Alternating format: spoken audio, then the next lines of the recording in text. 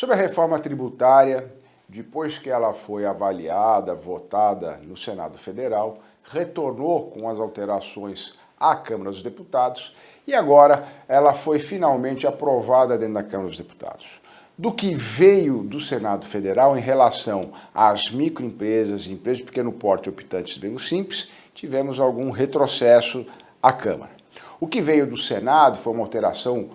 importante que o Senado havia feito, até com base em projetos de lei complementar que o Simples apresentou e continua em tramitação. Havia a possibilidade de que a opção pelo Simples Nacional pudesse ser feita em janeiro e também em julho, de maneira que a empresa pudesse verificar o que lhe seria mais conveniente do ponto de vista tributário e fiscal, ou mesmo na impossibilidade de uma regularização ao início do ano, retomar toda essa regularidade e então fazer a opção no segundo semestre. Isso foi eliminado do projeto de lei, ou do relatório, da redação final da lei complementar que regulamenta a reforma tributária e, portanto, em prejuízo ao que veio do Senado Federal.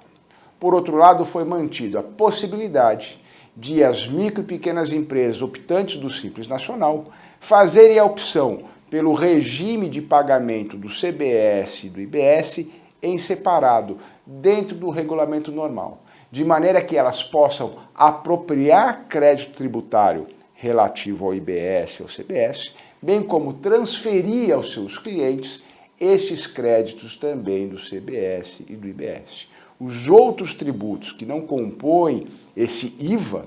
portanto, continuariam a ser recolhidos na forma do Simples Nacional. Isso é importante, principalmente para aqueles que fornecem a outras pessoas jurídicas insumos e produtos, de maneira a poder destinar a elas esses créditos tributários. Isto é um avanço. Por outro lado, ainda foi ratificado, foi mantido um limite de faturamento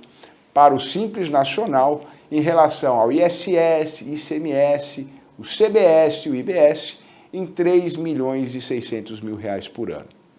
R$ 4.800.000 numa receita bruta de enquadramento como micro e pequena empresa, mas no que diz respeito a esses tributos, ISS, ICMS, CBS e IBS, um limite de R$ 3.600.000, já congelado há muitos anos e que é objeto, inclusive, de um projeto de lei complementar que está há mais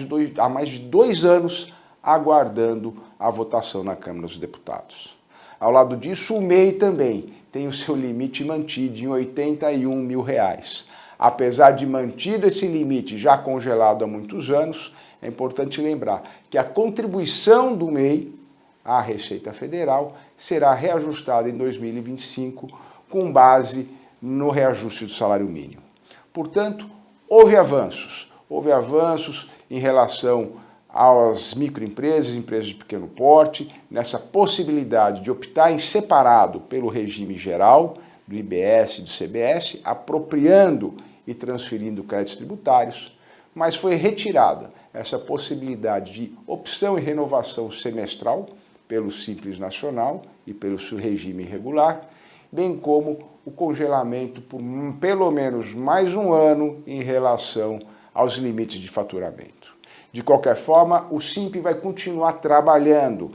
pela regularização de tudo isso, pela ativação dessa possibilidade de opção semestral pelo Simples Nacional, já que ainda há em tramitação um projeto de lei complementar apresentada pelo próprio Simples, e trabalhar arduamente pela revisão, ou melhor, pela atualização dos limites de faturamento, tanto para as micro e pequenas empresas, como para o microempreendedor individual.